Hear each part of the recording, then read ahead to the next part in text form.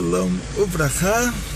Então, nossa aula de hoje, em continuação ao assunto principal da nossa parashá, que Moshe Rabbeinu ficou bravo e por causa disso ele esqueceu a halachá, ele esqueceu a lei judaica numa coisa tão simples, tão basiquinha. Então você imagina, ele que era Moshe Rabbeinu, o maior de todos os profetas, Moisés da Torá, que ele nos deu a Torá, ele trouxe a Torá para o mundo, e ele esqueceu uma coisa tão basiquinha por ter ficado bravo, e ele ficou bravo 3 vezes na vida dele. Então, cada uma dessas 3 vezes teve uma consequência. Então, o que nós aprendemos na aula passada é que o Rambam, ele diz assim, muitas vezes acontece que a Torá fala que Deus ficou bravo por algum motivo, a ira divina. E na verdade não é uma ira de verdade, Deus me livre. É assim, é como a mãe que ela mostra para a criança que ela está brava para salvar a vida da criança. Mas por dentro ela está cheia de amor pela criança. E o que a gente chama de ira não é isso. Ira quando a pessoa se envolve totalmente, que por dentro e por fora ele está bravo. Isso aconteceu para Moshe 3 vezes. Tem uma história muito, muito legal. Uma mulher, no dia do casamento, o noivo, a noiva tem a maior festa de casamento. Eles voltam para casa antes da lua de mel e a noiva traz uma caixinha, uma caixa da casa dela. Ela fala pro marido, pro novo marido, né, pro noivo que agora já é o marido. Ela fala, olha, tudo que nós temos é nosso. Eu sou sua, você é meu, é tudo nosso. Fora essa caixinha, isso aqui é uma coisa particular minha, eu não quero que você abra. Desculpa falar com você assim, mas isso aqui é privado. Essa caixinha você não abre. O que ele vai fazer? Divorciar por causa disso? Acabaram de casar? Então, ela fala, olha, eu te entendo, eu sei que você vai ficar magoado, a gente acabou de casar, eu sou sua, faz comigo todas as fantasias, mas essa caixinha você não abre. A caixinha não é sua, eu sou sua, mas a caixinha não é sua. Então, o que a gente vai fazer? Ficou por isso mesmo. Ele falou, não vai brigar por causa de uma besteirinha. E se passaram 50 anos, e eles já tiveram filhos, e netos, e bisnetos, e chegou a bodas de ouro desse casal. E nessa bodas de ouro, ele... Oba, muito obrigado, não precisa não, muito obrigado, não precisa não, muito obrigado, muito obrigado, muito, para você também, tudo de bom. E nessa, agora já foi a balinha que eu comprei no pedágio anterior, já foi para esse pedágio. E então o que acontece é que depois de 50 anos, então os filhos, os netos, os bisnetos prepararam para esse casal uma boda de ouro, uma festa enorme, como se fosse aquele primeiro casamento. Perguntaram pro bisavô, avô, pai, o que ele quer de presente? Aí ele falou, sabe o que, eu estou 50 anos esperando para ver o que tem naquela caixinha. Então eu queria isso de presente. Antes de eu morrer, eu quero ver o que tem dentro daquela caixinha. Aí convenceram a mãe, a avó, bisavó, convenceram ela a deixar ele abrir a caixinha. Se reúne toda a família em volta, depois da maior festa de bodas de ouro, fizeram um casamento verdadeiro. Depois disso, todo mundo em volta para ver o que tem dentro da caixinha. Eles abrem a caixinha, tem 2 lenços e 87 mil reais. Aí perguntam, no caso era outro dinheiro, mas estou já traduzindo. Aí ele pergunta para a esposa, mas me fala, que são esses dois lenços? Aí a esposa fala, você se lembra, no dia que a gente se casou, a minha mãe me deu essa caixinha de presente de casamento. E ela falou para mim, aqui dentro dessa caixa, cada vez que você ficar brava com seu marido, você de jeito nenhum, você não vai falar para ele que você ficou brava, você não vai fazer DR, você não vai tocar nesse assunto, simplesmente você vai colocar um lenço dentro dessa caixinha. E tinha lá 3 lenços. Ele falou, que bonito, você ficou brava comigo 3 vezes em 50 anos. Olha, eu sou um marido verdadeiramente exemplar. E o que são esses 87 mil shekels? Aí ela falou, olha, esse é o dinheiro que eu ganhei pelos lenços que eu vendi. Cada vez que a caixinha ficava cheia, eu vendia os lenços, fui colocando dinheiro aí dentro. Então, infelizmente, nós somos todos assim. Quer dizer, a gente tá 3 vezes por dia, a gente fica bravo. E como conseguimos nos controlar? Ou seja, que conselhos a Torá nos dá? Se até o próprio Moshe Rabbeinu, 3 vezes na vida ele não conseguiu se controlar, mas olha o que ele falou. Ele ficou bravo, ele falou uma coisa. Não é que no caso da pedra, ele bateu na pedra, não bateu numa pessoa. No caso do exército que voltou de Midian e trouxeram as mulheres bombas junto com eles, e Moshe Rabbeinu, ele ficou bravo, ele falou, foram elas que causaram tudo, e agora vocês trazem elas para dentro do nosso povo, quer dizer, vocês estão colocando aqui, sabotando o nosso povo por dentro, elas vão causar tudo de novo. Mas cada uma dessas vezes, e com Aaron, em relação a um korban, a um sacrifício também, nessas 3 vezes, 2 vezes ele reclamou, uma vez ele bateu na pedra e também reclamou. Mas não que ele tenha dado um tapa numa pessoa, Deus me livre. E a pergunta é, até Moshe Rabbeinu, que simplesmente ele reclamou 3 vezes, e uma vez ele deu uma cajadada na pedra, porque a Deus falou para ele pegar o cajado e falar com a pedra. Ele viu que ele falou com a pedra e não deu em nada, então ele deu a cajadada na pedra. Então o que está acontecendo aqui? Por quê? Porque Hashem foi tão rigoroso com ele, quanto prejuízo ele teve por essas 3 vezes, que ele também esqueceu Alahá, ele o maior de todos os profetas, e não só que ele esqueceu Alahá, esqueceu a lei judaica, temporariamente, ou pelo menos nesse caso, mas qual foi o problema? Que aí outra pessoa, no caso aqui foi o Elazar o Cohen, a outra pessoa teve que falar para ele, falar, olha, desculpa, você esqueceu tal coisa. Porque no caso dos utensílios de Midian, nós sabemos que uma panela que foi usada para cozinhar um porco, para que um judeu possa usar ela tem que ser cacherizada. E Moshe esqueceu disso na hora, falou que só tinha que ser purificada em pureza de mortos. E aí o Elazar teve que lembrar Moshe que, olha, que Deus me livre, agora as pessoas vão pensar que já pode usar sem cacherizar. E aí, imagina a vergonha, como Moshe Rabbeinu, que ele próprio nos entregou a Torá, agora alguém tem que falar para ele, olha, você esqueceu uma coisa tão importante. Então, vamos nos aprofundar mais. Dizem nossos sábios, Kola Koes, Keilo, Oved, Avodat, Kohabim, Amazalot. Toda pessoa que fica bravo é como se ele estivesse rezando para a estátua, rezando para estrelas, a idolatria antiga, eles rezavam para estrelas e constelações. Por quê? Porque nessa hora que ele fica bravo, ele esquece que tem Deus no mundo.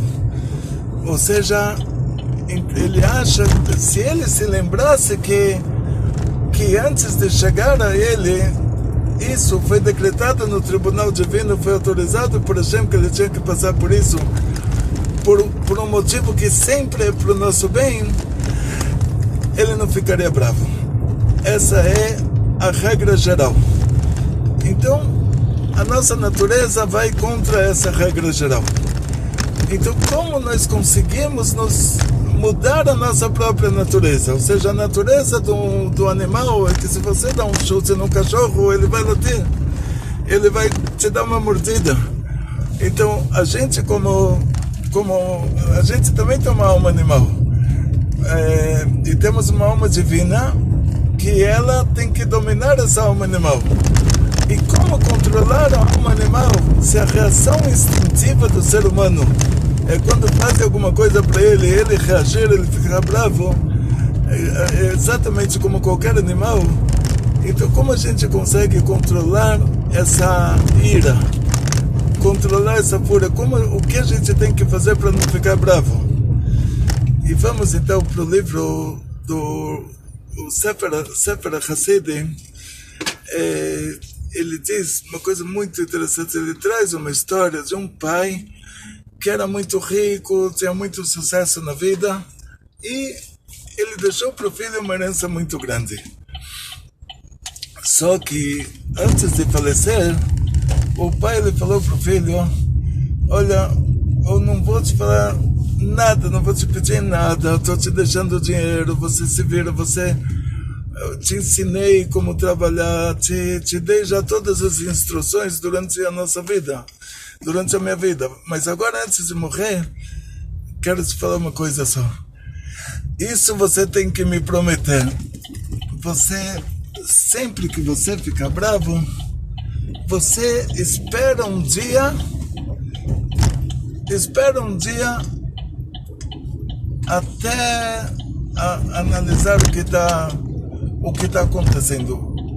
Ou seja, se não reaja imediatamente, só começa a pensar nisso 24 horas depois.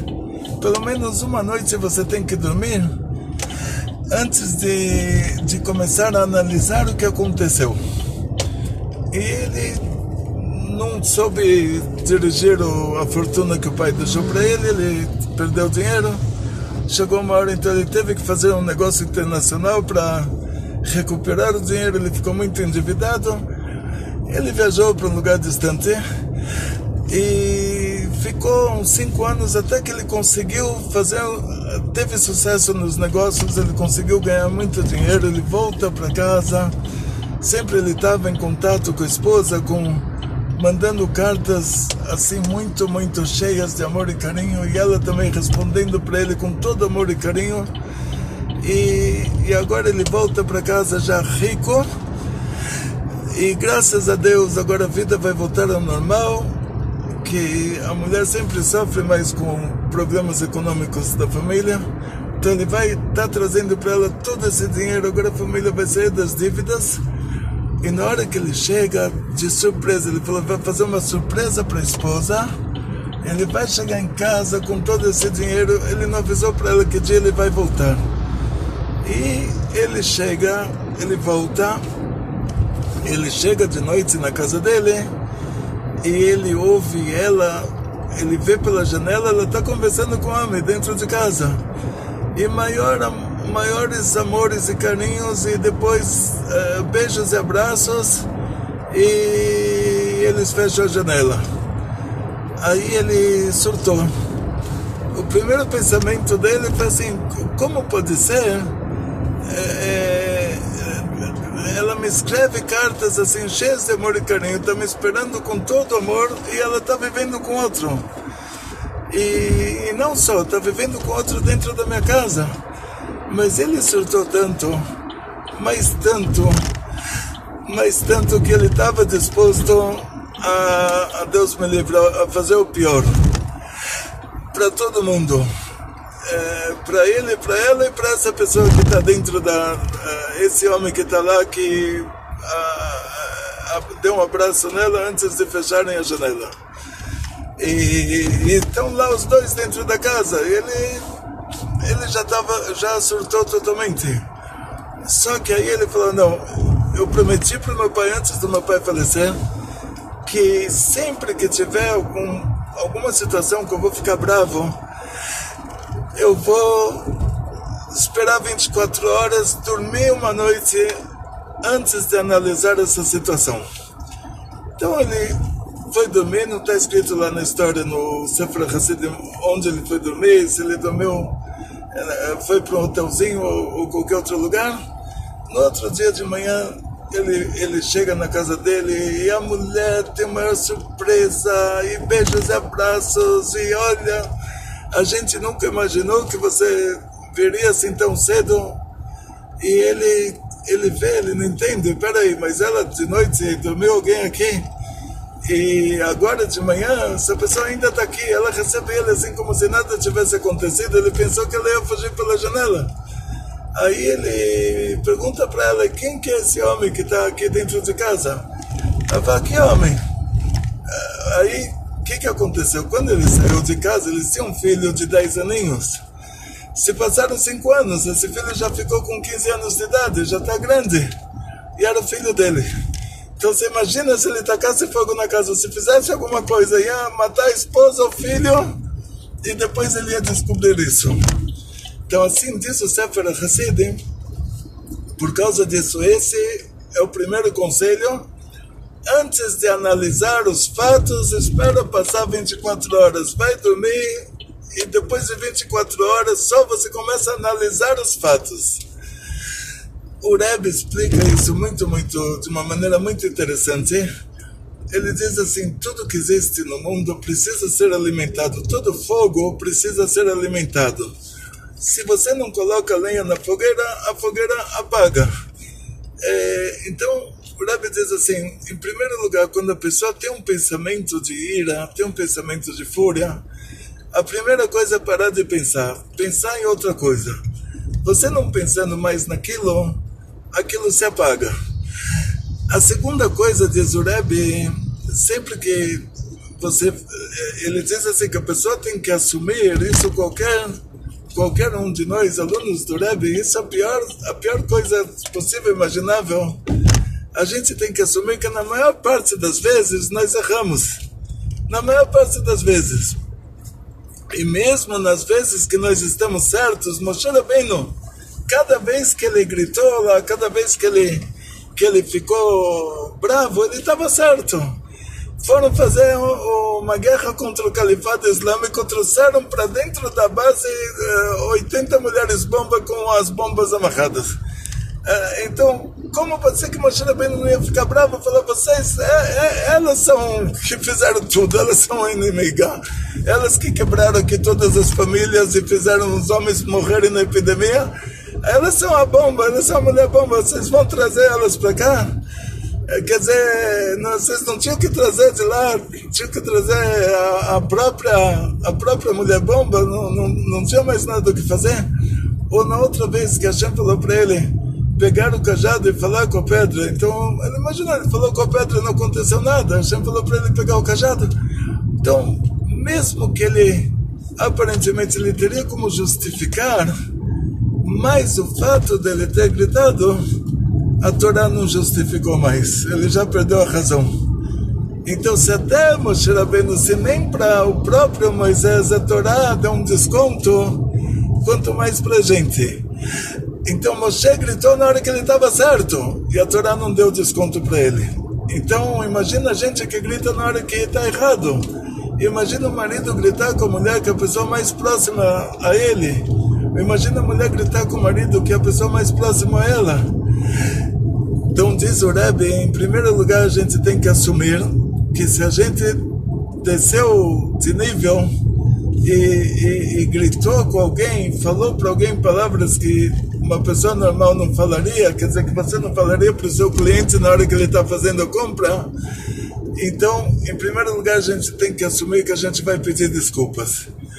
E diz o Rebbe, só o fato da pessoa saber que ele vai ter que pedir desculpas depois, e a vergonha que ele vai passar, quer dizer, a vergonha que ele vai passar para pedir desculpas de alguém que ele odeia tanto, Deus me livre, é mais do que o prazer que ele vai ter em gritar com a pessoa. Então, por causa disso, diz o Rebbe, em primeiro lugar você tem que saber, se você vai perder o controle com alguém, saiba que essa história não vai terminar até você pedir desculpas. Então você vai ter que pedir desculpas para essa pessoa. Então só o fato da gente saber que a gente vai ter que pedir desculpas, a gente já não faz. Então imagina que se a gente tivesse que pagar um imposto, cada vez que a gente perdesse o controle, tinha que pagar $1.000. Ninguém mais perdeu o controle, porque todas as coisas que a gente surta são coisas pequenininhas que não valem nada. Por isso que é chamado de sinat hinam, é chamado de amor gratuito, de ódio gratuito. Então diz o Rebbe esses dois conselhos principais. Em primeiro lugar, não alimentar o ódio, não alimentar a ira, não alimentar o nervosismo, não pensar em coisas que vão deixar a gente mais nervoso. E na hora que a gente para de pensar nisso, não tem nada no mundo que você para de alimentar e a coisa não morre. Então, parou de alimentar o mau pensamento ele morre sozinho. E a segunda coisa é você saber que você vai ter que pedir desculpas. E em outras palavras, assim, vamos aprender, o Tânia traz isso também, que a gente aprende do Yosef com os irmãos dele. Quer dizer, o que os irmãos do Yosef fizeram para ele não é uma coisa, Deus me livre, o que a gente passa no dia a dia. Eles simplesmente queriam assassinar ele. E na hora que ele chegou, o Yosef foi ver os irmãos dele em Shechem, foi ver como eles estavam, se eles precisavam de alguma coisa. Eles estavam lá, fizeram um tribunal, fizeram o julgamento dele e decidiram que ele vai ser executado, vai ter pena de morte. E qual era o motivo? Que o Yosef estava dedurando os irmãos para o pai. Tudo que os irmãos faziam de errado, que na opinião dele, ele já concluía coisas. Nas conclusões dele, eles deveriam ter feito tal e tal coisa errada, e tal coisa errada. E ele já falava para os pais que eles fizeram isso. Ele não tinha, pela Torá, para a pessoa ser testemunha de uma relação proibida, ele tem que ver o pincel dentro do cinteiro. Ele tem que ver o negócio dele dentro a parte do homem dentro da parte da mulher. Ele não pode só concluir. E o Yosef, ele tirou a conclusão que os irmãos dele tinham relações lá com as mulheres de Canaan e outras coisas assim que ele ia concluindo, ia falando para o pai como se já tivesse visto o que aconteceu. Então eles falaram, se quando ele é pequeno ele já está fazendo isso, imagina na hora que ele crescer, ele vai ser como o tio dele, o Esav. E se o Esav tivesse morrido quando era pequeno, ele não seria o Esav, muita gente não teria sido assassinado por ele. Então eles decidiram uma pena de morte para o Yosef. Qual foi a reação do Yosef? Inclusive, aqui nesse caso, tem uma história muito, muito interessante. A Gemara nos conta sobre o anjo da morte. Tem um anjo que é o cúmulo da coisa ruim, tipo o carrasco, que alguém tem que fazer o trabalho duro, o trabalho sujo, vamos dizer assim, bem sujo. Então o país sempre tem um carrasco. Carrasco é a pessoa que tem o prazer em fazer o trabalho sujo. Quer dizer, ele gosta de assassinar, então ele conseguiu a profissão dos sonhos dele. Ele também assassina e também ganha dinheiro para assassinar. Tipo, ele é o carrasco. E o anjo da morte, que é o carrasco, ele terceiriza muitas coisas. Então ele tem a equipe dele. Então ele manda, conta a Gemara que ele manda alguém, um dos funcionários dele, para... tem uma mulher que tem que morrer, chama Miriam. E assim na história está dessa maneira, não sei se esse é o nome exato, mas o rabino que contou essa história contou como Miriam. E esse anjo da morte vai lá e pode ser que nem tenha o nome da mulher, mas o anjo da morte vai lá e o anjo que é terceirizado, já não o próprio anjo da morte, o anjo da morte manda outro anjo da equipe dele, lá da farinha do mesmo saco, como se diz. E esse outro anjo vai lá e traz a Miriam errada. E aí se pergunta, a Gemara, como pode ser, se estava decretado para uma Miriam que ela vai morrer, por que morreu a outra? E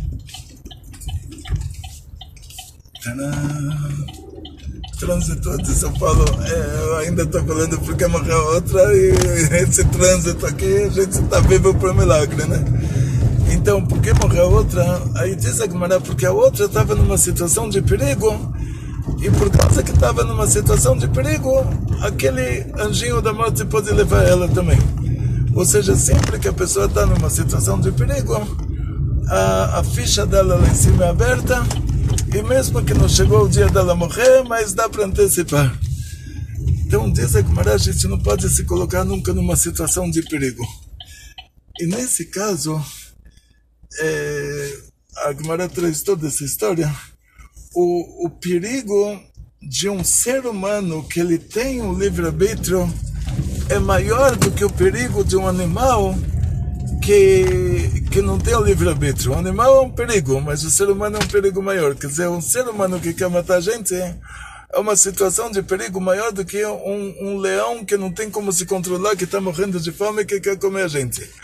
Aí traz o Or HaChaim uma explicação para o que os irmãos de Yosef fizeram para Yosef, que o Reuven, ele salvou o Yosef dos irmãos, e o Reuven falou, olha, vamos jogar o Yosef nesse buraco, que o buraco está cheio de cobras e escorpiões, e nós não vamos assassinar ele, vamos deixar ele morrer lá sozinho. Por que é considerado que ele salvou a vida dele? Porque o animal não tem livre-arbítrio. E mesmo que uma pessoa, e o Or HaChaim, ele traz essa explicação, e o próprio Or HaChaim, ele foi jogado o sultão da Tunísia jogou ele na cova dos leões, e os leões lamberam ele e não comeram ele. E tem uma história assim, o Or HaChaim, eu não sei se era exatamente a Tunísia, alguma coisa lá no norte da África. No norte da África, não sei agora, não sei exatamente que país que era, mas ele foi jogado na toca dos leões, os leões não comeram ele. Então, quer dizer, uma pessoa que ele é um tzadik, o animal que não tem livre-arbítrio não vai prejudicar ele, mas o ser humano consegue sim prejudicar. Aí tem que ser um tzadik maior ainda. Então, por isso que o Reuven salvou o Yosef dessa maneira. Ele falou, nós que somos 10 pessoas com livre-arbítrio, a gente consegue prejudicar ele. Agora os animais já não vão conseguir, porque ele é um tzadik. O que o Yosef fez de volta? O Yosef, ele não só que ele não prejudicou os irmãos, mas ele salvou a vida dos irmãos ainda, que na hora que não tinham o que comer, os irmãos tiveram que vir para o Egito e viveram na conta dele a vida inteira.